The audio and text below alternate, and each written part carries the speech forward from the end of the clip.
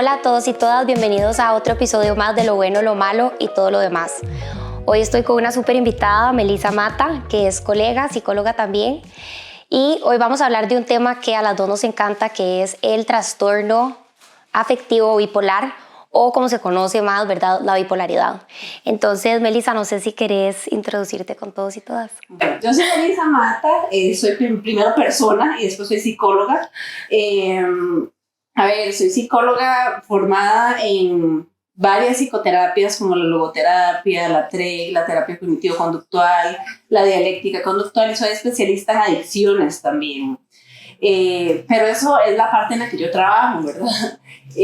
Siempre lo explicamos, ¿verdad? Yo no sé, siempre nos presentamos como la persona profesional y somos más que eso. También tengo un esposo, lo hablábamos antes con Alexa, 11 años de casada y 18, casi 19, santo Dios, de relación, y tengo una gata y un perro.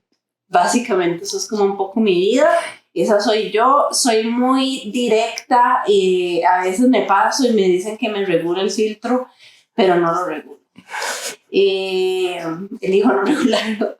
Y bueno, sí, entremos a hablar ya de nuestro tema, porque este es un temazo. Y creo que Alexa lo hizo muy bien, porque qué bueno que lo abordemos desde una persona que padece, ¿verdad?, el trastorno, porque hay muchísimo estigma. Exacto. Y hay mucho mito. Uh-huh. A mí me hace mucha gracia cuando escucho gente decir, es que miras que entré a la oficina y saludé a fulanita y me saludó, ¿verdad? Y en la tarde tenía una cara súper bipolar. Sí. Y yo, en mis adentros, cuando digo, fuera eso, la bipolaridad, baby Jesus, o sea, eso no es la bipolaridad. Exacto. O sea, la bipolaridad es un trastorno súper complejo, ¿verdad? Y es un trastorno afectivo. ¿Qué significa que es un trastorno afectivo? Que es un trastorno que afecta las emociones de las personas. Hay trastornos que son, por ejemplo, de personalidad. Entonces afectan la personalidad de las personas. Pero hay otros trastornos como este, que es un trastorno afectivo. Entonces, por definición, para empezar, para aclararte una vez, por definición, digamos, del libro, ¿verdad? Es la inestabilidad, ¿verdad?, pero muy pronunciada, que tiene una persona de sus estados de ánimo.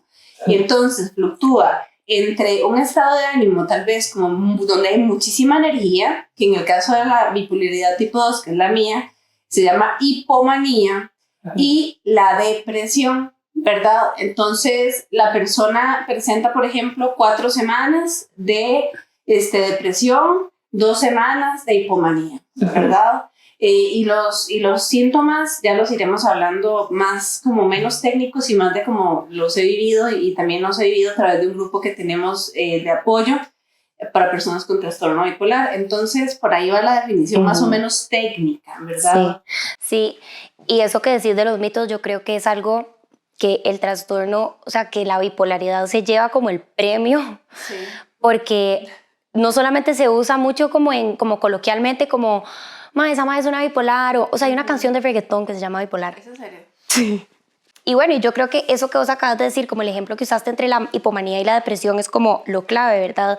Que es como la bipolaridad no es alguien que tiene como los famosos mood swings o los cambios de humor rápidos en un día o en unas horas, sino que es un estado emocional de largo plazo, ¿verdad? Se mantiene todo el día, no es como que cambie eso que está diciendo Alexa, ¿verdad?, de 3 horas a la otra hora. No, eso es que simplemente estoy eligiendo pensamientos y me enojo o me pongo triste o me pongo de tal manera. O sea, soy persona. Pero la bipolaridad tiene una característica muy específica, y es que tiene una carga genética muy importante, al igual que la esquizofrenia. Son trastornos que tienen que ¿verdad?, por definición tienen la mayor carga genética. Eso quiere decir que se hereda casi de primer grado y se transmite, suena como el COVID esto, se puede heredar también ¿verdad?, a hijos, también. Entonces me acuerdo que en algún momento cuando a mí me diagnosticaron, mi psiquiatra me dijo, mira, olvídate de tener hijos. O sea, ¿así te lo dijo? Sí. Me dijo que me olvidara de tener hijos. Mi esposo y yo estábamos como en ese tema de que no sabíamos si queríamos o no queríamos, pero al final de cuentas como que uno analizando lo que vive, se dice como no quiero que otra persona que yo amo viva esto tampoco, y la probabilidad es realmente muy alta científicamente hablando, ¿verdad? No es como que, ¿verdad? Como out of the blue dije va a ser hereditario, no, es como científicamente la probabilidad es alta. Entonces, sí, bueno, al final siempre quedé embarazada, no le hicimos caso al psiquiatra y bueno, tuve una pérdida y después de ahí ya decidimos que ya no íbamos a tener más bebés porque además eso es otro tema. Sí. Muchas veces cuando hablamos de bipolaridad, como está tan sesgado y tan mitificado y estereotipado, no sabemos que hay un montón de dolor detrás de esta enfermedad que es como cualquier trastorno, ¿verdad? Que la persona no elige vivir esto. O sea, yo no dije, en el día que estaba repartiendo los papelitos de los trastornos, yo no pedí el trastorno bipolar, hubiera escogido tal vez otros. Sí. No lo sé, pero ajá, exacto. ¿Verdad? Entonces uno no elige esto, es lo que quiero decir, ¿verdad? Uno no lo elige, y como uno no lo elige, lo que sí puede elegir es cómo lo vive, porque ya no puedo elegir que lo tengo, ¿verdad? Exacto. Lo que elijo es cómo lo vivo, pero en ese cómo lo vivo es doloroso, porque a veces tal vez hay días en los que, ¿verdad? No sé, todo está bien, o sea, todo está perfecto. La palabra perfecto estaría Albert Ellis, no perfecto, todo está bien, ¿verdad? Todo está estable, todo normal, y de repente uno amanece como que si sintiera un hueco en el estómago y una ansiedad, así como que el corazón se le va a salir, y como una sensación con uno mismo como de que ¿por qué existe? Literal, o sea, como que ¿qué estoy haciendo aquí? O sea, ¿yo por qué estoy perdiendo el tiempo? Y esa es la realidad, esa es mi realidad. No es cada persona lo vive diferente, pero esa es mi realidad.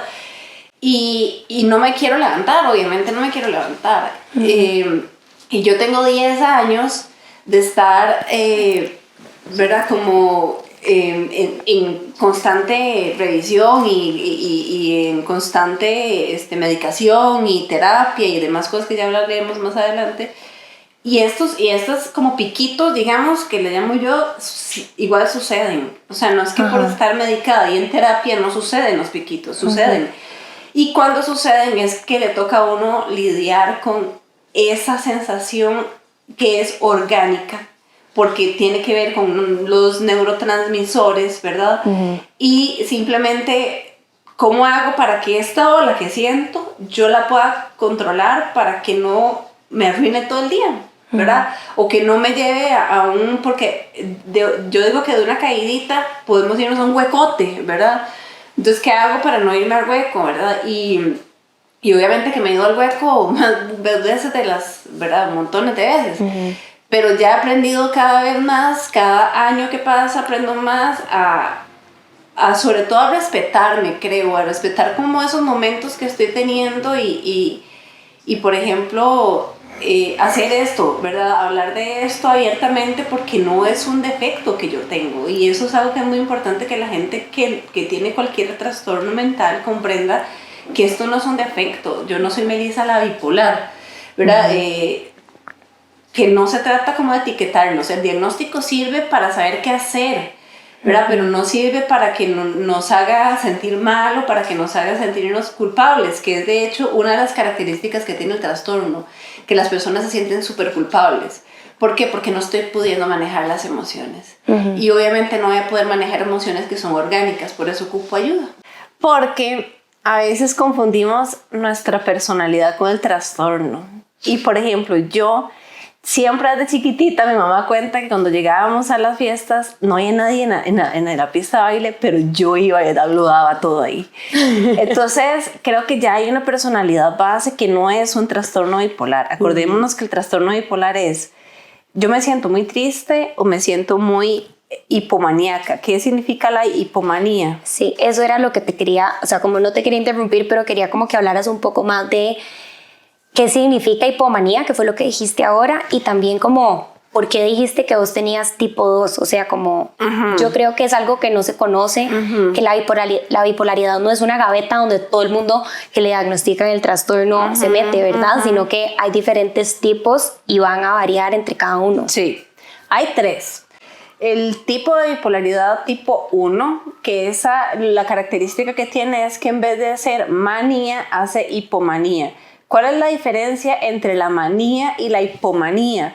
La manía, voy a poner un ejemplo para que sea más fácil. Hay un documental en Netflix de Jim Carrey, que es bipolar tipo 1, en donde él adopta la personalidad absoluta del personaje por el cual él tiene que actuar. Sí, entonces, la hemos visto. Ajá, buenísimo, okay, buenísimo. es muy bueno porque ejemplifica cómo realmente la persona está perdiendo completamente la noción, ya empieza a tener ideas delirantes, ¿verdad? Ya empieza a ser peligroso para él mismo, ¿verdad? Y eso es manía, ¿verdad? Eso es como que la persona pierde completamente el control, pero alzando sus niveles de energía lo más altos, o sea, no necesita dormir, por ejemplo. Puede pasar semanas sin dormir. Sí.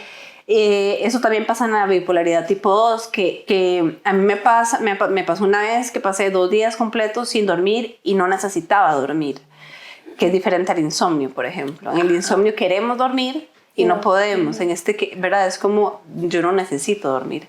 Entonces, bueno, la manía es eso, es cuando la persona tiene un comportamiento completamente errático, y realmente es expansiva su conducta y muy disfuncional, sumamente disfuncional. La hipomanía nunca, eso se corrigió porque hace muchos años se solía decir que la hipomanía era como una manía pequeñita y no es cierto. La hipomanía es, la diferencia entre la manía y la hipomanía es que la persona con hipomanía sufre más tiempo porque dura más días generalmente, entonces causa como más dolor en la persona. Pero, ¿qué es la hipomanía entonces? Conductas como las siguientes pueden ser señales de alerta de hipomanía, ¿verdad? Como este tema del control de impulsos. No hay control de impulsos, entonces la persona puede comprar, ¿verdad?, 3 tiendas enteras.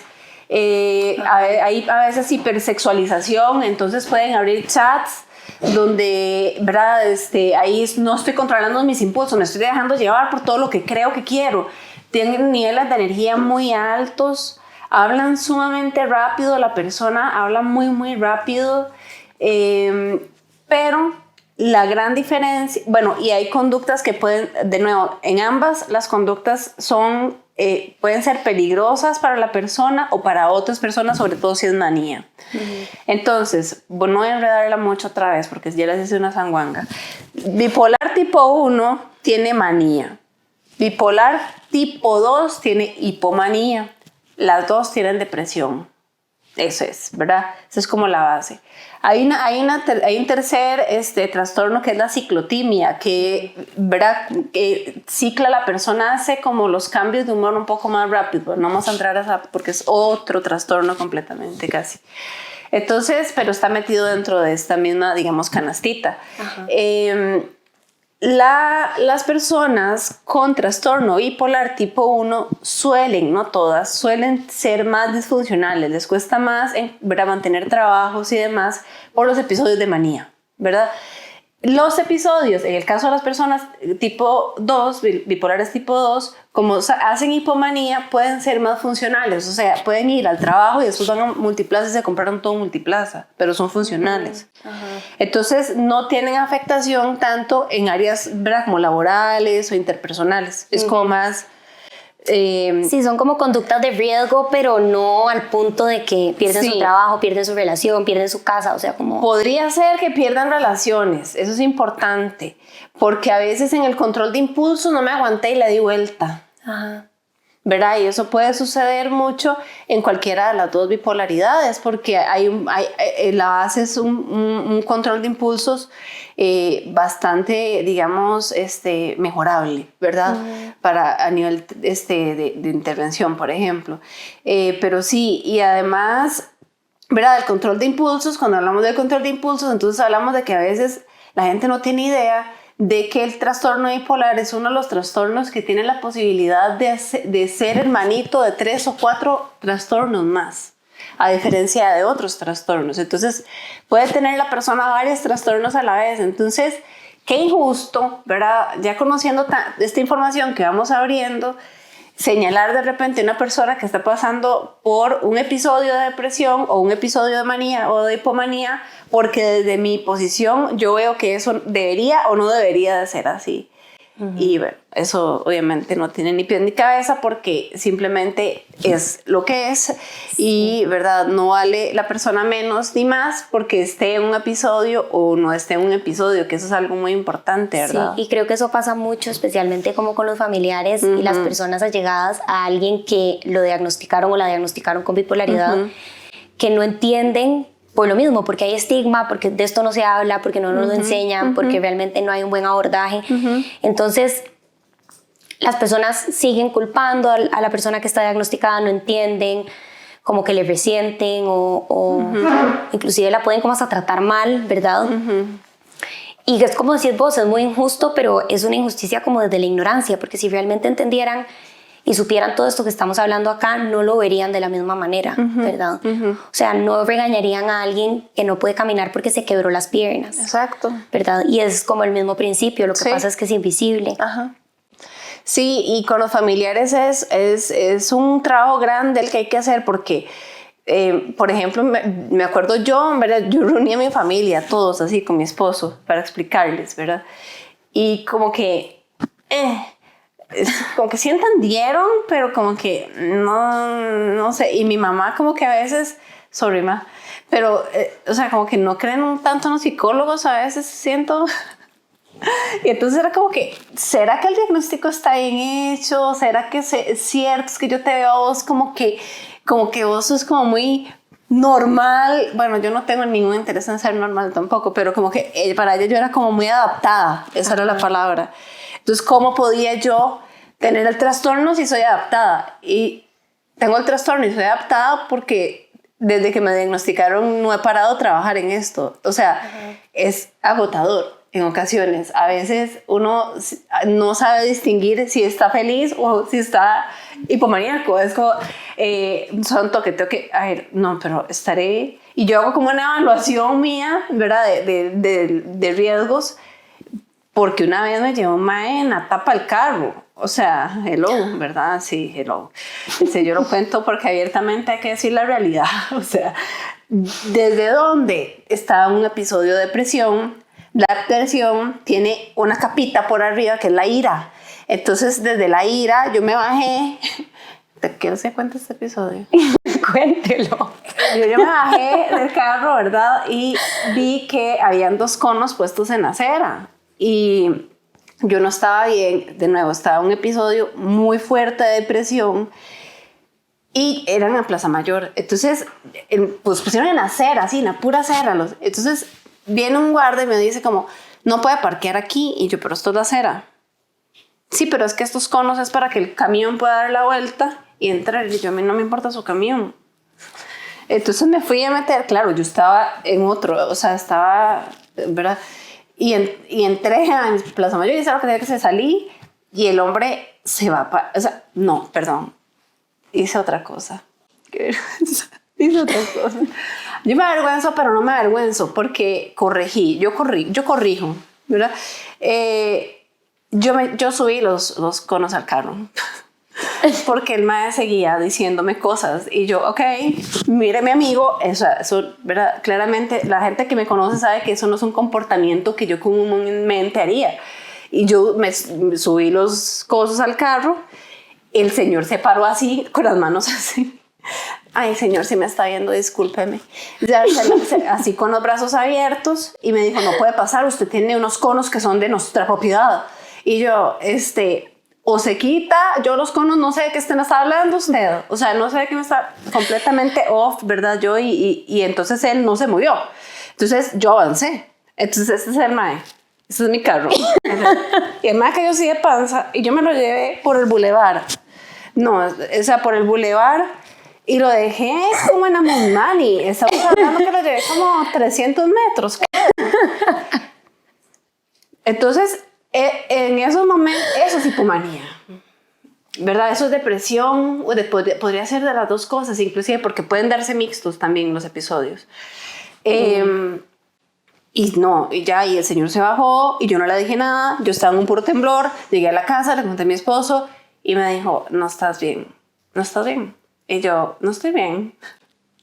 ¿Y en ese momento ya te habían dado tu diagnóstico o Sí, todavía no? A mí me diagnosticaron este año, hace 11 años que me diagnosticaron, entonces yo me acuerdo, yo fui de las personas, y sé que hay muchas personas que tal vez están viendo esto y están ahí, y ojalá puedan salir de ahí porque no merecemos estar haciendo esas vainas.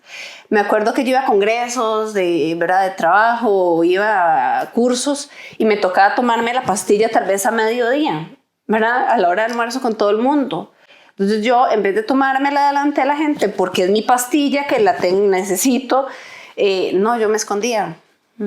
Y me la tomaba a escondidas para que nadie supiera que yo tenía trastorno bipolar, porque para mí, si yo tenía trastorno bipolar y la gente lo sabía, era como que automáticamente como psicóloga no era funcional. Ajá. Y no era como eficiente o no podía hacer un buen trabajo. Entonces como que esas dos, ¿verdad? Fue de lo que más me costó de asimilar el diagnóstico, porque yo me decía, ¿cómo puede ser que yo tenga esto? O sea, como lo que la mayoría nos preguntamos en muchos momentos de nuestras vidas, que es como, ¿por qué a mí? ¿Verdad? ¿Por qué a mí esto? Y a mí, que justo soy psicóloga, ¿verdad? Entonces llegó un momento en el que yo dije, esto es como mucha incongruencia. O sea, yo le estoy diciendo a la gente que vivan su trastorno, que lo acepten, que lo hablen con sus familiares, que informen a los familiares, como decíamos antes, y yo no lo estoy haciendo. ¿Verdad? Me pasaba con los tatuajes también, que era como siempre como cubriéndome, como... Entonces llega un momento en que al final la bipolaridad se volvió como le di la vuelta a la tortilla y se volvió más bien como que tiene un propósito.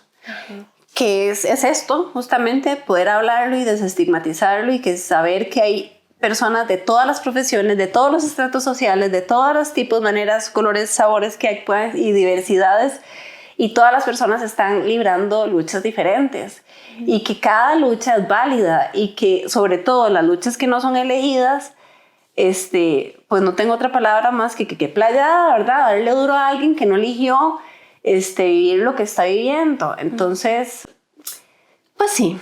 Sí, y creo que eso que decís, a ver, en las investigaciones yo he leído que la adherencia al tratamiento, o sea, que las personas se peguen como a largo plazo a su tratamiento médico, cuesta mucho como por especialmente esto, como esto no es quién soy yo, o no quiero que sea una parte de quién soy yo. Total. O me da vergüenza. Total. O van a pensar que estoy loca, van a pensar que estoy loco. ¿Verdad? O sea, hay tanto estigma. No sirvo. Exacto, no sirvo, ahora cómo va a ser mi vida, quién me va a querer, etcétera. Y ese estigma es lo que hace que muchas veces las personas con bipolaridad no quieran continuar con su tratamiento. Que no sé si querés mencionarlo, pero el tratamiento médico es crucial en un diagnóstico con bipolaridad. Rajado. O sea, yo lo he vivido. Vean, voy a contar realmente una historia de la vida real para que ejemplificar esto, pero no ser aburrido.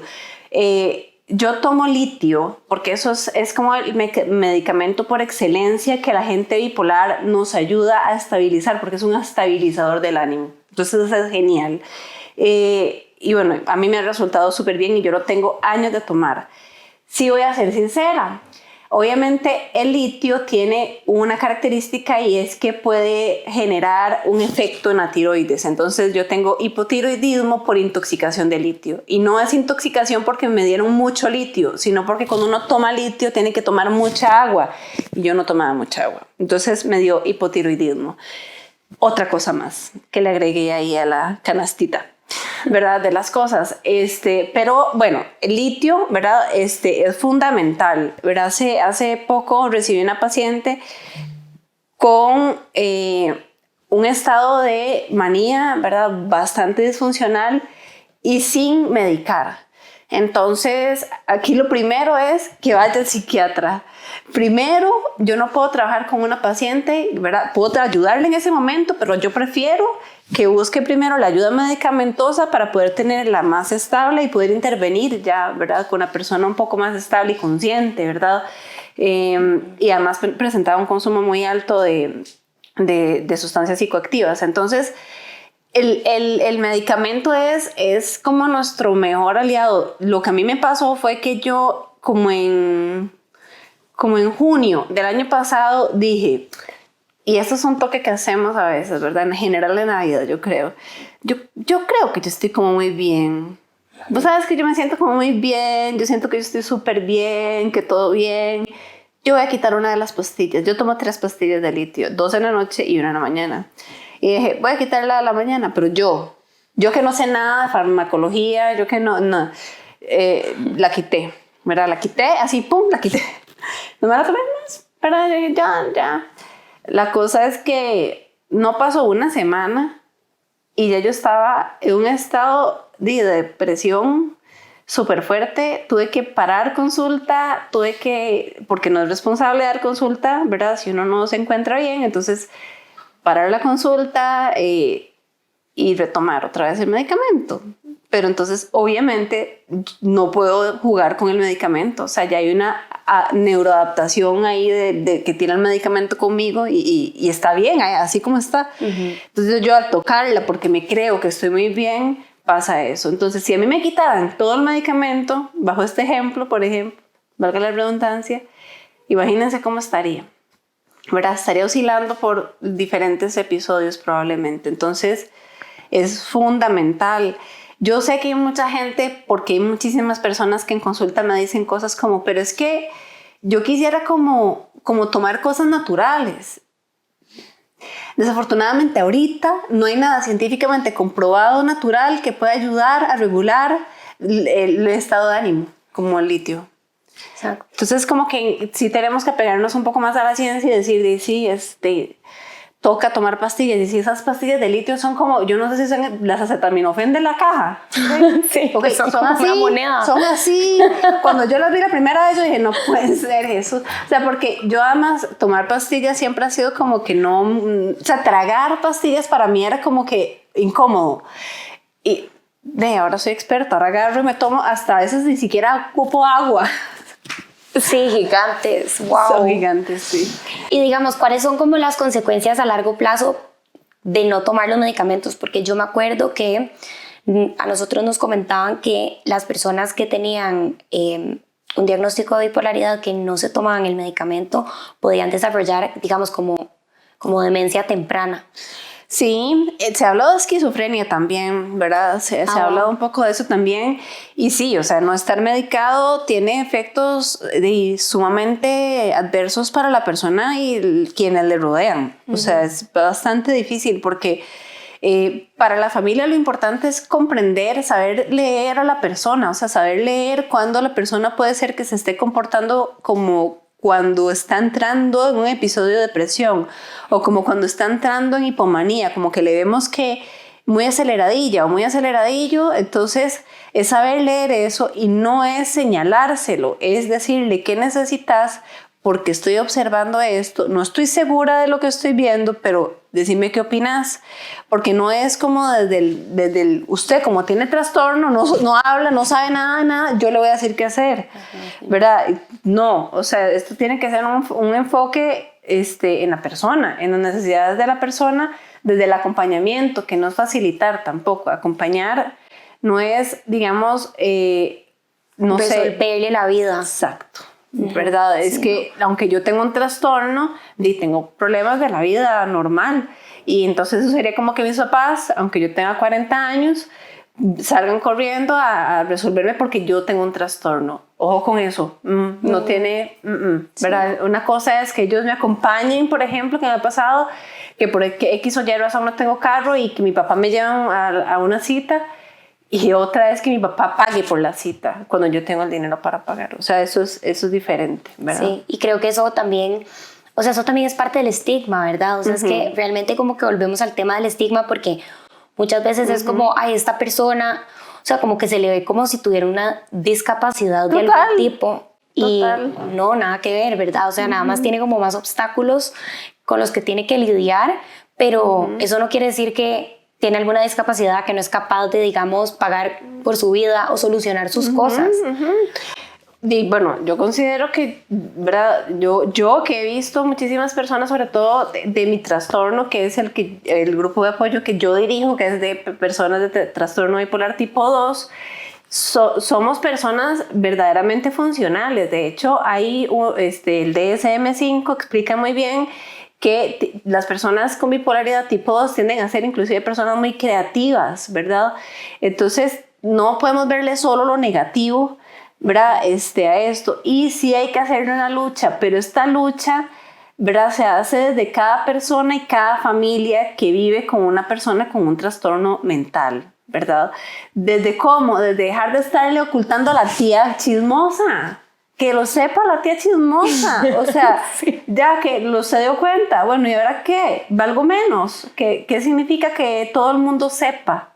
¿Verdad? Y si todos empezáramos, como yo digo, a salir del closet, porque no solo salir del closet, ¿verdad? A nivel de sexualidad, si no podemos salir del closet de otras maneras, eso es salir del closet. Es como liberarnos de, realmente me vale verga lo que todos opinen, ¿verdad? No, si lo puedes decir, si lo puedes ver. Ok,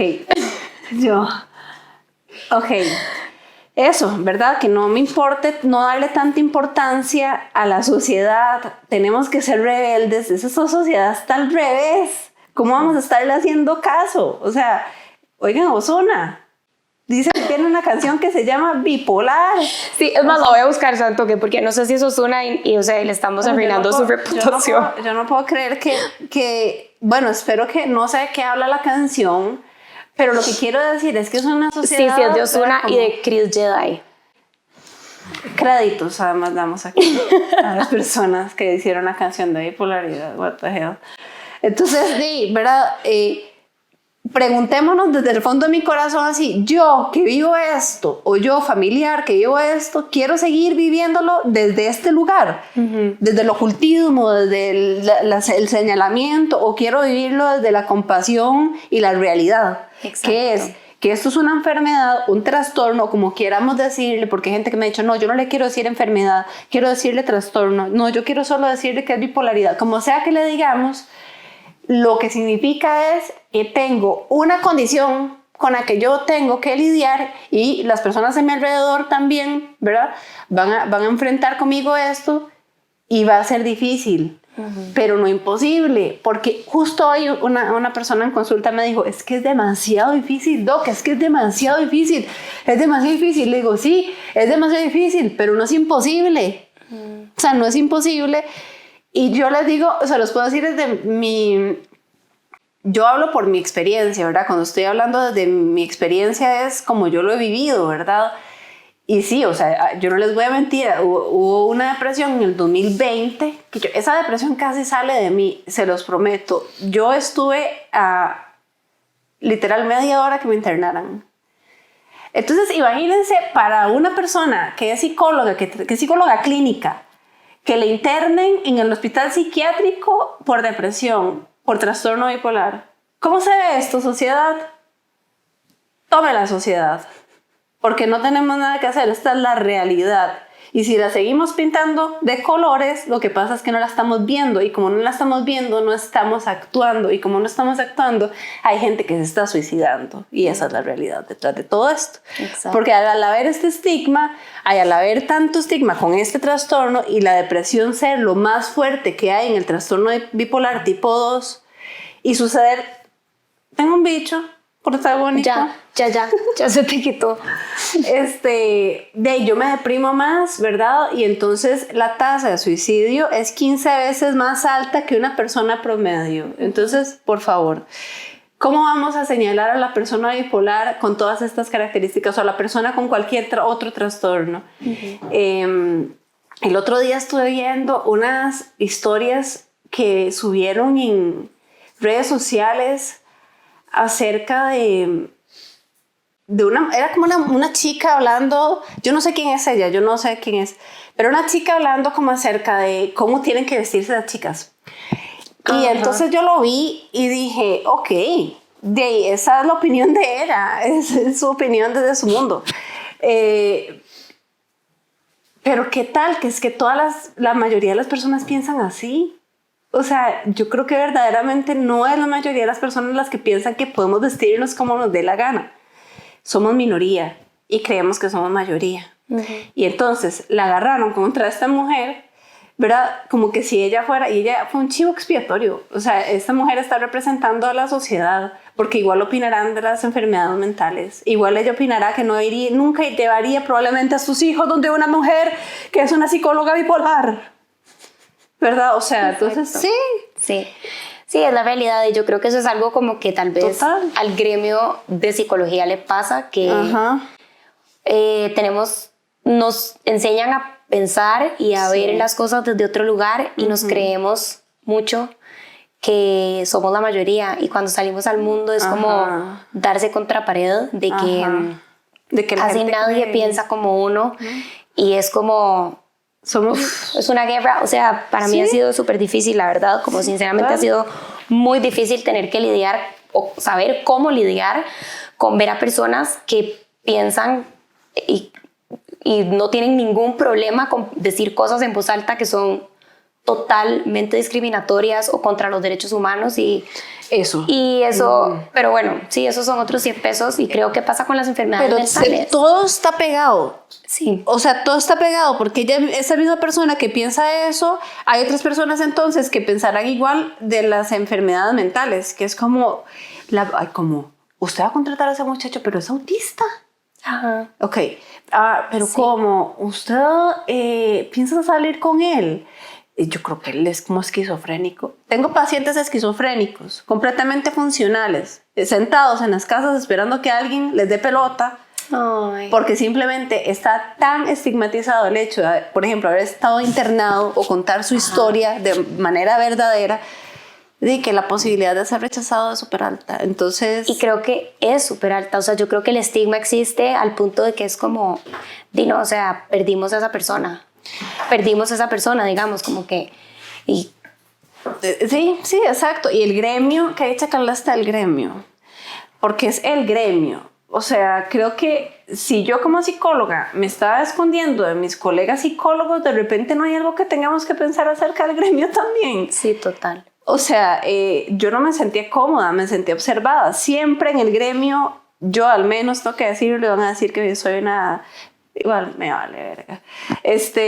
Yo siempre he sentido que es como que yo he sido como la oveja negra que se salió del canasto, ¿verdad? Como que constantemente ves algo y me voy a seguir saliendo, porque es un gremio donde hay que hablar como de una manera como tan rara ahí con los pacientes, como yo no sé, como, o sea, yo hablo como estoy hablando así, normal, o sea, no adorno nada, o sea, yo digo, creo que, no sé, es un gremio como mucho, y sorry que yo, es mi opinión. No todos, pero sí, sobre todo los más viejos. Esos, sí. ¿Verdad? Porque va uno, y sorry, pero va uno a una reunión del colegio tal vez, y si no, se le quedan viendo uno con cara de mae, ¿verdad? Sí. La mae, o sea, vean la pinta de esa mujer. Entonces, de ahí, la verdad no me interesa como quedarle bien al gremio, ¿verdad? Para nada. Me interesa quedarme bien a mí. Y eso es lo más importante, creo. Y yo creo que ese es el trabajo más importante que se tiene que hacer cuando hay un diagnóstico crónico, ¿verdad? O sea, un diagnóstico como que es para toda la vida. Toda y es la como, vida. No vamos a poder cambiar la sociedad de un día para el otro, no vamos a poder cambiar el estigma y los estereotipos y como las creencias que hay afuera. Pero sí podemos, digamos, reforzar en nuestro paciente o en uno mismo, digamos, si sos una persona como que está diagnosticada, eso que vos acabas de decir, o sea, como realmente la aceptación y la validación que importa es la mía hacia mí mismo, y se acabó. O sea, de esto yo lo he hablado ya varios años atrás y en varios lugares que lo invitan a uno a hablar del tema. Es decir, ya la gente sabe que yo soy bipolar. ¿Y qué hago? Yo en posición fetal a la hora que llego a la sala. O sea, ¿qué hago? Exacto. O sea, no hay nada que hacer. No hay nada que hacer. ¿Qué hay que hacer? Lidiar con mi realidad. ¿Y cómo lidio con mi realidad? Haciendo un montón de cosas que ustedes no se imaginan, desde las más pequeñas, como por ejemplo... Ahora, yo antes de venirme, como mis pastillas son a las 8, entonces me di para tomármelas para que no pegara y yo poder estar medicada, ¿verdad? Ejercicio no me puede faltar 5 días a la semana, es literalmente es la pomada canaria, lo puedo decir. La terapia, yo ahora ya porque estoy muy estable y tengo muchos años muy estable, solo voy una vez al mes, pero siempre una vez al mes. Como bien de manera consciente. O sea, yo antes no comía bien porque no era consciente de que eso era importante para mi salud y que mi cerebro es un órgano también, ¿verdad? Al que hay que cuidar. Entonces, como bien. Y en general, por ejemplo, yo solo veo 4 o 5 pacientes al día, tope. 5 cuando es una emergencia, 4 máximo, así. Y mi esposo es uno que tiene como, y me gusta decirlo, la verdad es que no me importa, me gusta que me cuiden de esa manera, porque yo me meto 4 pacientes todos los días y él es como que no, 2 días de 4 pacientes y el resto de días de 3. Y yo como, bueno, ok, porque ocupamos eso, es el balance. Entonces fue como empezar a balancear mi vida, porque uno tiende a ser, ¿verdad? Y además creo que también la personalidad de cada quien, pero, ¿verdad? Es como ir adaptando la vida a cómo puedo vivir. Entonces, yo elijo estresores. Digamos, ahorita estoy dando un curso que es bastante denso sobre sustancias en una universidad y es mucho trabajo. Entonces, tengo menos pacientes. ¿Ves? Entonces, no puedo como... Hay gente que diría, ay, pero eso te limita. No sé si me limita. Depende de cómo yo quiera verlo, porque de ahí yo igual estoy siendo productiva. Nada más que estoy cambiando la manera en la que estoy haciendo las cosas. Y es lo que te gusta, o sea, lo estás escogiendo. Y además yo lo escojo, pero si yo me pongo a llevar las mismas cantidades de pacientes, más la universidad, el curso de la universidad, más la vida en general, de ahí es donde empezamos a estresarnos y el estrés es un detonante, al igual que no dormir. No dormir es algo sumamente peligroso, riesgoso, porque puede detonar o suele ser como la antesala a un episodio. Entonces, ojo, cuando estoy teniendo como que esas activaciones que no puedo dormir en las noches, atención, porque eso puede ser que voy a entrar a un episodio. Y digamos, algo que siempre sale cuando yo he hablado de este tema, como en la página, como con la gente que, ¿verdad?, que le interesa el tema y así, salen muchas personas que tienen o una mamá que tiene bipolaridad o un hermano, una hermana, un tío, o sea, no sé, siempre como que, ¿verdad?, salen a la luz y comentan al respecto. Y algo que sale mucho es como cómo lidiar con la persona que tiene el diagnóstico, porque, como decís vos, o sea, vos estás estable hace mucho tiempo y sos demasiado disciplinada con, digamos, cuidar desde una forma súper integral todo lo que necesitas, digamos, el ejercicio, la comida, la medicina, la terapia, meditación, o sea, no estresarte, meditar, o sea, como que vos en serio lo haces todo y además sos psicóloga, ¿verdad? Pero muchas veces hay personas que se han acercado y son como, bueno, mi mamá se toma la pastilla, pero no hace absolutamente nada más, ¿verdad? O sea, como que no va a terapia, no hace ejercicio, no, etcétera. O, qué sé yo, mi papá, mi hermano, lo que fuera. ¿Vos qué le dirías a estas personas? ¿Cuál sería como la mejor manera en la que ellos o ellas pueden lidiar con una persona que está diagnosticada con bipolaridad en su vida y que tal vez no está tan estable a pesar de que ya esté en tratamiento? Bueno, lo primero que se me ocurrió cuando estabas hablando es que es difícil, a veces me ocurren unas metáforas muy raras, pobres pacientes. ¿Verdad? Fue como que me imaginé como este carro que uno lo llena de gasolina, pero ¿quién lo maneja? O sea, el medicamento es la gasolina, aquí en la metáfora, pero nosotros necesitamos manejar el cuerpo y la mente. La medicina no va a hacer el trabajo solo, o sea, eso es para la persona. Para el familiar, ahí hay una parte que es fundamental y es que nosotros no cambiamos a nadie, ¿verdad? Entonces yo puedo acompañar, decir, hacer ver, observar y punto. O sea, no puedo hacer más. Yo tengo que respetar las decisiones que esa persona está tomando. Ahora, si la persona está en riesgo, tengo que llamar al 911 de una. O sea, no. O sea, una cosa es que la vea como que un poquillo ahí, que no sé qué, que debería estar haciendo, y otra cosa es que le vea una depresión mayor ya. O sea, ya ahí, ¿verdad?, tocando fondo. Ahí llamo. Ni le digo, porque ¿verdad? Nosotros como seres humanos tenemos una misión que que no todos, ¿verdad?, hacemos, pero es buscar o salvaguardar el bienestar de los otros. Entonces, como familiar yo puedo hacer eso, pero yo no le puedo pedir a la persona como, o sea, como decirte a vos como, a ver, Alexa, te estás tomando el medicamento, pero no estás haciendo nada. O sea, si me hablas así, yo te digo, no, y ni tampoco voy a hacer. O sea, ¿verdad? Entonces ahí también es como, ¿cómo se lo estoy diciendo? Si le estoy diciendo como, mira, te estás tomando el medicamento, pero me preocupa que veo que no, como que no te estás sintiendo tan bien. ¿Te parece si de repente hay otras actividades que te gustaría que hagamos o visitar a algún otro médico? Ajá.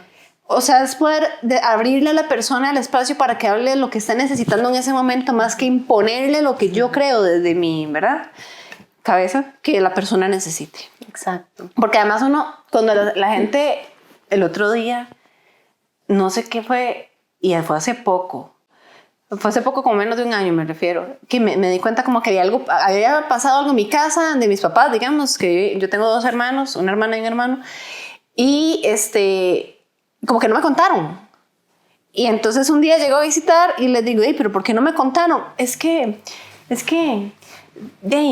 no queríamos como, ¿verdad?, estresarla, preocuparla.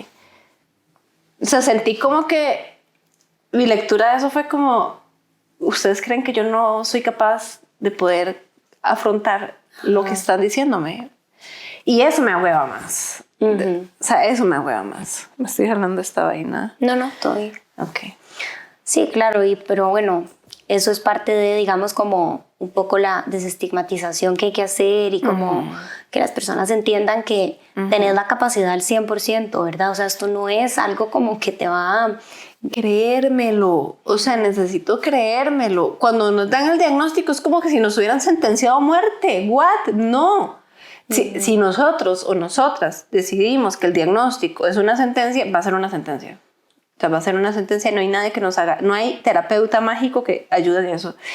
De hecho, eso era algo que te quería preguntar, como que has mencionado ya en varias ocasiones como del episodio, como, ¿verdad?, tu acercamiento como al diagnóstico y a lo que es vivir como con el diagnóstico, pero te quería preguntar, o sea, ¿cómo fue para vos tal vez como la antesala y el momento en el que te dieron el diagnóstico? O sea, como qué estaba pasando en tu vida que te llevó a decir, mae, tengo que ir a ver qué y que verdad, o sea, y que te sorprendieran. Esto nunca lo he contado, esto es inédito. Bueno, si no lo quieres contar, no lo quiero contar, me vale, es una locura. Bueno, porque digo locura en el buen sentido de la palabra para que no se me, ¿verdad? En realidad todo empezó porque yo empecé a tener demasiados episodios de ansiedad. Y en general yo nunca había tenido episodios de ansiedad. Tenía yo como 27, 28 años. Yo voy a cumplir 40 este año, ¿verdad? Entonces, ¿verdad?, hace bastante tiempo, ¿verdad? Y ya era una edad bastante avanzadita. No me había sentido, siempre me había comido las uñas, pero nunca había tenido ataques de pánico. Estaba llevando una maestría y me empezaron a dar los ataques de pánico cuando llegaba al parqueo de la U. Entonces yo como que lo que me pasaba era que me engarrotaba así y entonces no me podía soltar del volante, o sea, no podía hacer nada. Entonces en mi vida de formación en la U, yo creo que he tenido como, si acaso, como 3 profesores que han sido buenos. Una de ellas fue a la que llamé y entonces le dije, mira, me está pasando esto, y me dijo, no, véngase mañana y yo la atiendo. Entonces me atiende y empezamos allá, ¿verdad?, tratamiento. De repente viene un viaje de trabajo y entonces yo me paniqué y rompí el pasaporte. Esto no lo había contado nunca. Esto es lo que nunca había contado. Rompí el pasaporte. Sí, jefa, yo lo rompí. No fue que se dañó, fue que lo rompí. 10 años después salían a luz, ¿verdad? Se perdió el tiquete. Perdieron el tiquete. No fui. Porque yo no... O sea, en ese momento yo no podía concebir, tenía fobia a los aviones, porque había tenido un vuelo a Cuba antes y como que en mi cabeza yo decía, todos los vuelos van a ser iguales, porque el piloto hizo como una vaina así cuando no sé si les ha pasado, que va aterrizando y suben de un solo. Pues se siente divino. Entonces, desde ese episodio, como que yo empecé a hacer ansiedad, ataques de pánico, no sé qué, y rompí el pasaporte. Cuando yo rompí el pasaporte, ahí fue cuando ella me empezó a decir, Meli, hay conductas que estoy leyéndote que me están llamando la atención, te veo muy impulsiva, te veo súper eléctrica, no paras de trabajar, no estás durmiendo, ¿verdad? Estaba tomándome pero hasta el agua de los floreros, o sea, era como, había muchas cosas que estaban pasando, sobre todo relacionadas con mi control de impulsos, estaba totalmente al revés. Ella me refiere con un psiquiatra muy reconocido y él empieza a trabajar conmigo, ¿verdad? Entonces empiezan a abordarme integralmente. Así es como se tiene que hacer un buen diagnóstico, acoto, de manera integral. Entonces ya, ¿verdad? Él empieza ahí a indagar, a trabajar conmigo, ¿verdad? Hasta que me dijo, él fue el que me dijo, bueno, ya yo tengo lo que es su diagnóstico. Y me acuerdo verle así sentado ahí y yo aquí de este lado con cara de pollo, así mojado y de susto porque uno como, ¿qué diagnóstico? ¿Qué diagnóstico? ¿De qué? ¿Qué tengo yo? ¿Verdad? Y entonces me dice que es trastorno afectivo bipolar, que eso no se cura, que eso es genético, que mi abuela... Gracias. Mi abuela era una cabrona y ella fue la que me heredó esto. Pueden creerlo. O sea, es que además que si hubiera la abuela linda, pero la abuela cabrona. Y bueno, y analizando lo de mi abuela y analizando todo, correspondía al diagnóstico. Entonces, yo me acuerdo que en ese momento yo dije, Daisy, ya se acabó todo. ¿Qué putas voy a hacer? O sea, ¿cómo voy a funcionar? O sea, ¿cómo voy a vivir? O sea, ¿cómo voy a...? Entonces empecé a sentirme como, no sé, era como que yo sentía que yo le estaba ocultando a la gente cosas malas acerca de mí. Ajá. Y ahora que lo digo, ¿verdad? Porque de verdad lo creía. O sea, yo creía como que yo no le estaba contando a mis amigas. O sea, nadie sabía. Entonces cuando las veía era como, o sea, yo tengo algo malo en mí, algo dañado y no sé ni cómo decirlo, no sé si ni siquiera debo decirlo. Mi psicóloga en ese momento me dijo, no lo diga porque tiene implicaciones sociales importantes y usted no sabe lo que puede pasar si usted lo dice. Entonces, como yo le creía tanto a ella y le creo todavía, ¿verdad? Yo dije, no digo, ¿verdad? Y no lo dije hasta hace como, ¿qué fue? Como hasta hace 3, 4 años tal vez, que ya, ¿verdad? Que lo logré decir. Pero digamos que como que mi vida no estaba tampoco pasando nada grave cuando me diagnosticaron. O sea, yo siempre he tenido una relación muy estable con mi esposo y somos muy compas. No somos como a pelear, ni siquiera nos hemos peleado un día para otro, imagínate, en 18 años. Entonces no era como que mi vida siempre, yo creo que de verdad eso es un detalle importante, porque realmente yo no era como que mi contexto familiar estuviera mal o laboral estuviera mal, simplemente sucede. Todo estaba bien y sucedió. O sea, no fue como que mi esposo sucedió que era una poco turbulenta la relación o nada, todo estaba bien. O sea, todo estaba bien, pero yo no estaba bien.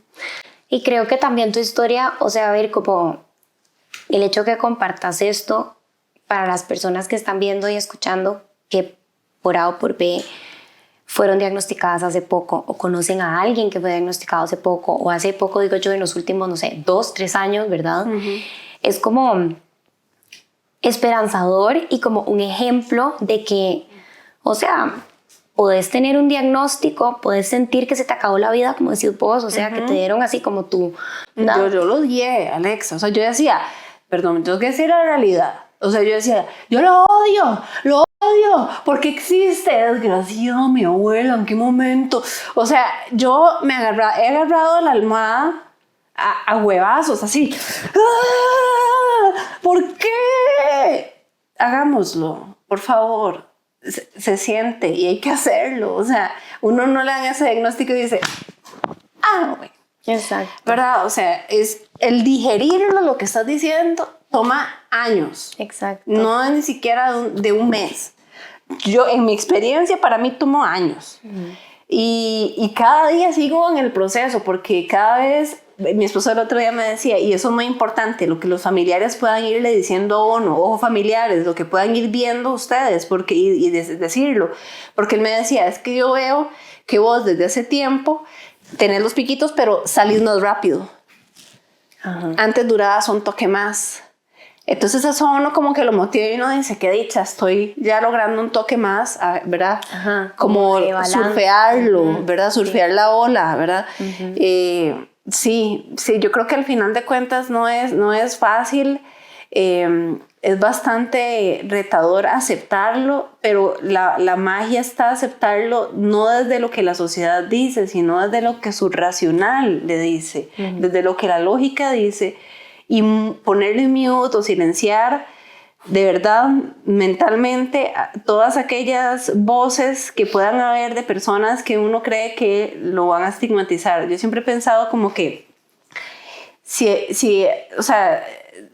hay alguien en mi vida que me acuerdo cuando dejé de tomar, yo que por ejemplo yo no tomo, ¿verdad? Porque es súper dañino para las personas bipolares, porque es súper neurotóxico, es la sustancia más neurotóxica que hay, solo por aquello, pero está avalada por, ¿verdad?, el gobierno, pero es la más neurotóxica, ¿verdad? Y se vende en todo lado. Entonces, pero bueno, me acuerdo que yo dejé de tomar y me acuerdo que un amigo me dijo, mae, qué agüevado que deje de tomar. Y entonces, ¿ahora qué vamos a hacer?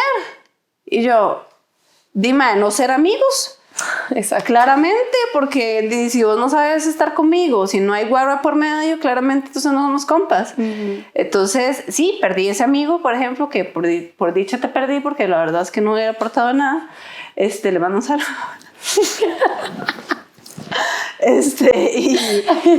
No sé, ¿verdad? Son decisiones y uno va ahí como en el proceso, pero pongámonos primero nosotras y nosotros en el centro. O sea, ahora más que nunca, si usted tiene un diagnóstico de algún tipo, ¿verdad?, de emocional, mental, de algún trastorno, esta es su oportunidad para ponerse la atención positiva que usted necesita. ¿Verdad? Es el momento en el que yo todo el tiempo digo, no, meditación. Darse prioridad. Sí, exacto. Sí. Yo, por ejemplo, no le digo a mi esposo, yo tengo límites, ¿verdad? Entonces, si yo veo de mis suegros, que yo los quiero mucho, pero yo resisto, ya lo he contado, 6 horas. Después de 6 horas, yo quiero mucho a mis suegros, pero ustedes me entenderán que ya son muchas horas, ¿verdad? Entonces, probablemente alguien que, ¿verdad? No sé si esto sea la bipolaridad, no sé si sea personalidad, pero puede haber gente que resista 10, bueno, los felicito, pero yo resisto 6. Entonces, como yo resisto 6, yo sé que a mí como que me empiezo a estresar, y eso es algo que también suele pasar mucho con la bipolaridad, y es el tema del manejo de la ira, ¿verdad? Es como, igual a como surge con la depresión, también surge como un calorcito, ¿verdad?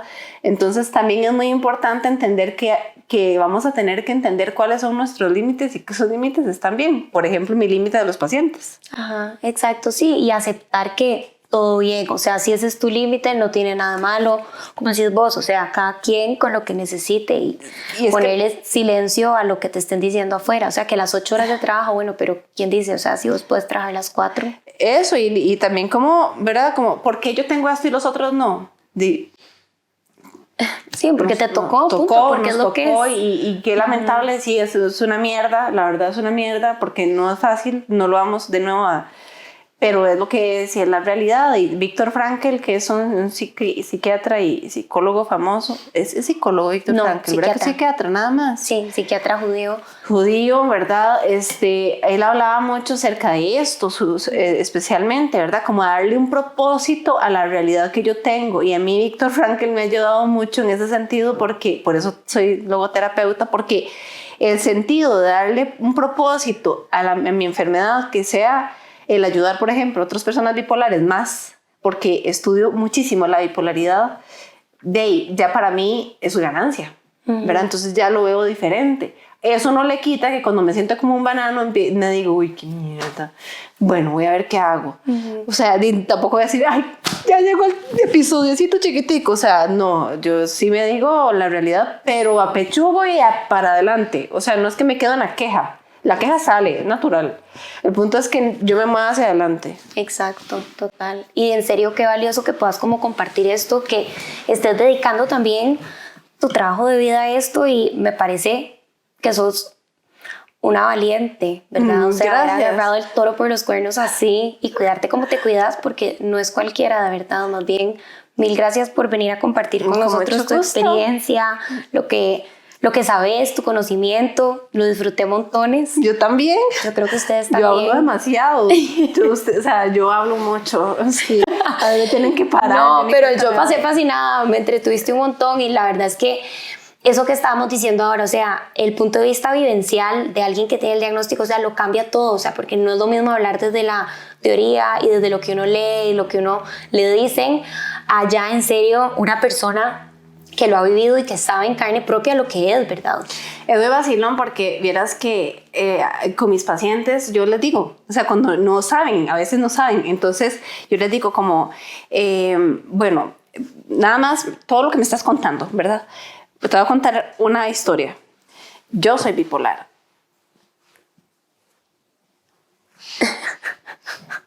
O sea, es cara como de qué diablos, y ahora qué le digo si es la psicóloga. Ajá. Entonces una colega una vez me dijo como, mae, pero ¿por qué usted hace esa vara?